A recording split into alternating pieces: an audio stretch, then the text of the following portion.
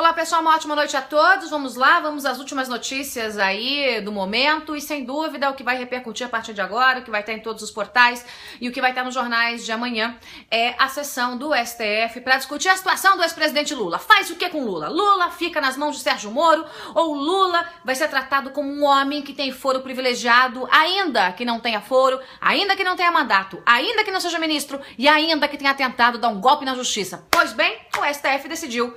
O seu Luiz Inácio Lula da Silva, o semipresidiário, vai ficar nas mãos do Supremo por enquanto.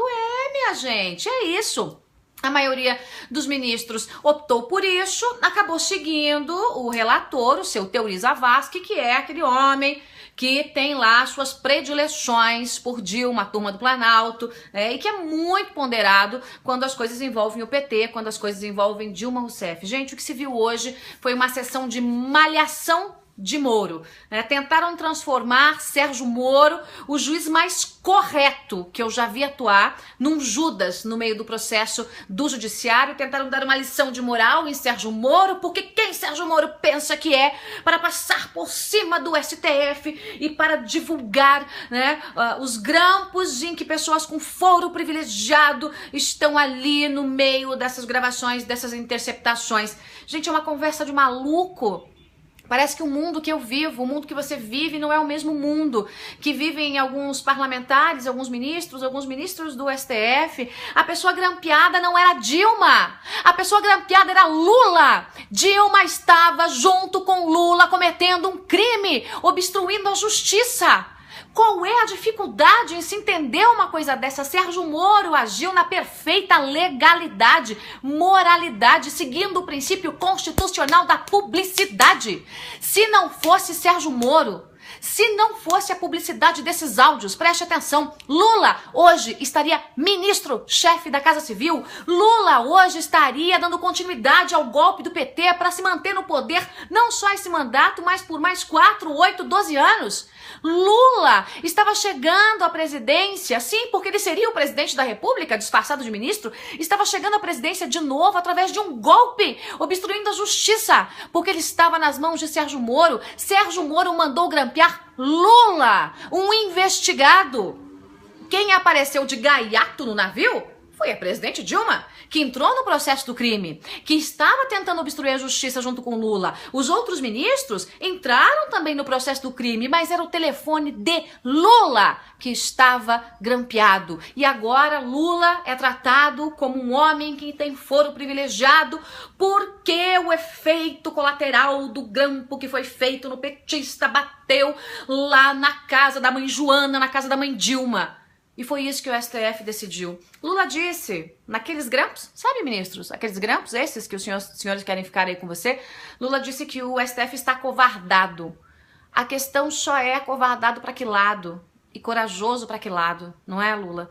Porque Lula fez uma crítica dizendo que o STF não estava defendendo ele como ele gostaria, mas nesse momento, ao arrastar esse processo para o STF, ao tirar das mãos de Sérgio Moro, ainda que seja por um curto prazo de tempo, o STF mela, pelo menos por enquanto, as investigações envolvendo o ex-presidente Lula. O que o STF fez é tudo o que Lula queria. Lula hoje vai comemorar, vai abrir uma garrafa daquelas de um vinho bem caro, não é, ex-presidente? E certamente quem vai pagar esse vinho somos eu e você que tá me vendo, porque certamente vai ter dinheiro do Petrolão aí para pagar esse vinho, ou daquelas palestras milionárias que o senhor deu para Odebrecht, sabe-se lá mais para quem, que ninguém nunca viu, ninguém sabe, ninguém viu, ninguém filmou nem nada, mas que o dinheiro pago veio de acordo com as investigações de propinas, que inclusive foram tiradas da Petrobras, passaram pelas mãos das empreiteiras e rechearam os bolsos de políticos e corruptos, inclusive o bolso do ex-presidente Lula. Gente, hoje, de fato,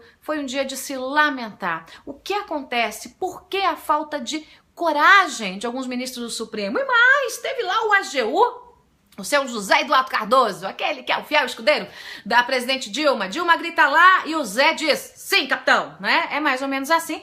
Ele estava lá defendendo a presidente Dilma fez um discurso cheio de onda, né, dizendo que o teorista está corretíssimo e que ele se solidariza com o Supremo e com Lewandowski, com Teori e com todos os ministros, que é um absurdo que a sociedade discorde de uma decisão do Supremo, que é um absurdo que os movimentos protestem em relação a uma decisão do Supremo, que ninguém tem o direito de discordar e de protestar em relação a uma decisão de um ministro do Supremo. Ah não, AGU, não.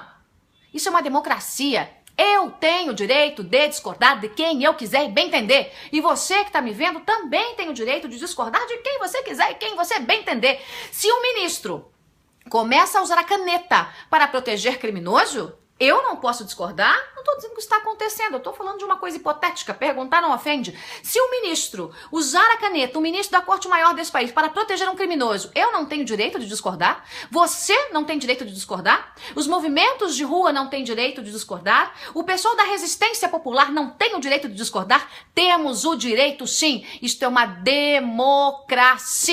A lei está lá, a Constituição está lá e quem ferir a Constituição tem que sofrer com a retaliação da lei e com a rejeição popular. Ora, pois, é assim que as coisas funcionam em países desenvolvidos, meu caríssimo. Ou alguém acha aí que vamos supor que nos Estados Unidos o ministro da Corte Maior daquele país resolva passar a mão na cabeça de uma presidente que está até aqui envolvida em esquemas de corrupção, crimes de responsabilidade, segundo as investigações da Lava Jato, tá, gente? Os grampos que apareceram, não sou eu que estou dizendo também, são as delações premiadas. Não adianta a Dilma e a petezada fazer beicinho comigo, eu não tenho medo de beicinho. Mas não sei o que estou dizendo. Pergunta aí para os executivos da Andrade Gutierrez. Pergunta para o pessoal da Odebrecht. Né? Pergunta aí para o chefe do Clube do Bilhão. É só perguntar para eles. Todos dizem, Dilma se beneficiou do dinheiro para a campanha. Dilma sabia do esquema. Lula montou o esquema. Não sou eu que estou dizendo, é essa turma. Agora imagina se um ministro nos Estados Unidos, por exemplo, resolve acocar. Não, eu vou esperar aqui um pouquinho, vou procrastinar a abertura de um processo, de uma investigação. Vamos deixar passar. Vamos pegar aqui e deixar o juiz de primeira instância, aquele Sérgio Moro lá que está investigando todo mundo. Vamos deixar ele investigar os empreiteiros. Vamos deixar ele investigar os corruptores. Vamos deixar os corruptos bem protegidos debaixo da nossa asa. Você já imaginou o que ia acontecer com um juiz desse na Corte Maior do país americano? Já imaginou, gente? Ele seria escorraçado da corte. A população certamente faria manifestação em frente de qualquer lugar que ele estivesse. Agora no Brasil, me vem o AGU dizendo não podemos questionar uma decisão de ministro. Podemos, devemos e faremos. Podemos, devemos e faremos. E essa decisão hoje do Supremo, pelo menos por enquanto, é uma decisão que de fato joga aí um balde de água fria na expectativa que nós tínhamos do Supremo dizer, olha, acovardado Lula é o raio que o parta. Porque é isso que o Supremo tinha que fazer hoje. Acovardado é o raio que o parta. Sérgio Moro, de fato, cumpriu o princípio da publicidade, agiu de forma legal, divulgou o diálogo do grampeado. E o grampeado estava conversando com a presidente da República. Pois muito bem. Então, o que o Supremo tinha que fazer naquele momento? Vem cá, Sérgio Moro. Então a dona Dilma tá aí na história. Vamos abrir imediatamente uma investigação contra a presidente da República? Deixa o Sérgio Moro investigando Lula? Deixa o Sérgio Moro com os diálogos com Lula? E abre-se imediatamente uma investigação contra a presidente da República, contra os ministros citados, contra todos aqueles que têm foro privilegiado e que foram citados? Mas não é isso. Não foi isso que o Supremo fez. O Supremo simplesmente disse para tudo. Ou seja, atrase-se o processo, né? E Lula vai ficar feliz da vida com isso, para tudo até eu decidir. O que o Supremo vai fazer, gente? O Supremo vai decidir, imagino eu, porque senão a população vai ficar, de fato, vai ter manifestação daí contra o Supremo. O Supremo vai decidir desmembrar essa investigação.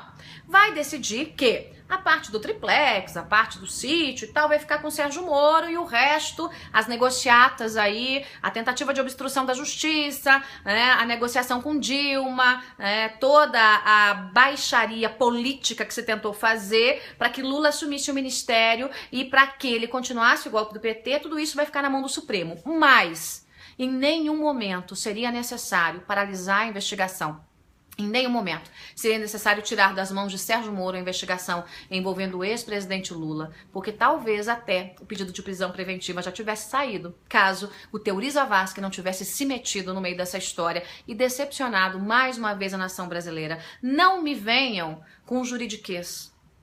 Não me venham com juridiquês. Há um princípio constitucional da publicidade. O grampeado foi o Lula. Quem estava no lugar errado, na hora errada, fazendo coisa errada, era a Dilma, mas o grampeado era o Lula. Os senhores ministros, o senhor Teori Zavascki, relator da Lava Jato, deveria imediatamente ter aberto uma investigação envolvendo a presidente Dilma e não tirar o processo das mãos de Sérgio Moro. Tá vendo uma inversão completa de valores, uma inversão completa, né, de como a história deveria caminhar. Sérgio Moro mudou a história desse Brasil. Não fosse, repito, a publicidade desses áudios, Lula estaria ministro nesse momento. Lula estaria continuando com a tentativa de golpe para manter o PT no poder. Não fosse a coragem de Sérgio Moro, que hoje é chamado de herói não só no Brasil, mas no mundo, a história seria outra. Moro mudou a história do Brasil. Bom, gente, eu vou ficando por aqui, mas antes só um rápido comentário aqui sobre os manifestantes vermelhos que hoje estão espalhados aí pelo Brasil, né? Tem 12 cidades que tem manifestação da turma do Mortadela Day, o pessoal lá, né, dizendo não vai ter golpe. Não vai ter golpe mesmo não, gente, vai ter cadeia mesmo, não vai ser golpe, né? Vai ter impeachment e cadeia, são coisas bem diferentes. Aí o pessoal tá lá, o pessoal do Pão com Mortadela, eu até falei pra você que alguns manifestantes receberam até R$300 e mais R$100 por manifestante extra que levasse. Alguns receberam uma bolsinha um pouquinho menor, mas alguns chegaram a receber R$300. Em Brasília, onde foi convocada a maior manifestação em frente ao Congresso, vamos lá, vamos fazer e vamos acontecer. O pessoal começou a chegar ontem, os ônibus e tal, aquela coisa toda. Eu vou contar o que aconteceu pra você. Sabe o que deu a manifestação em Brasília? Deu em nada. Olha que maravilha, gente. Sabe por quê? Porque o Eduardo Cunha, eu vou te falar, viu? Ele sabe jogar. A turma lá do administrativo da Câmara dispensou todos os servidores da Câmara dos Deputados hoje. Terceirizados, contratados, apadrinhados, assessorados, todo mundo foi dispensado para ir embora. Ou seja, a turma do Mortadela Day foi protestar para as paredes hoje, em frente ao Congresso Nacional. Ela coisa boa. Eu me divirto, gente, com essas pataquadas, porque é uma pataquada atrás da outra que o PT arruma, né? Olha, há mentes muito criminosas no meio do PT.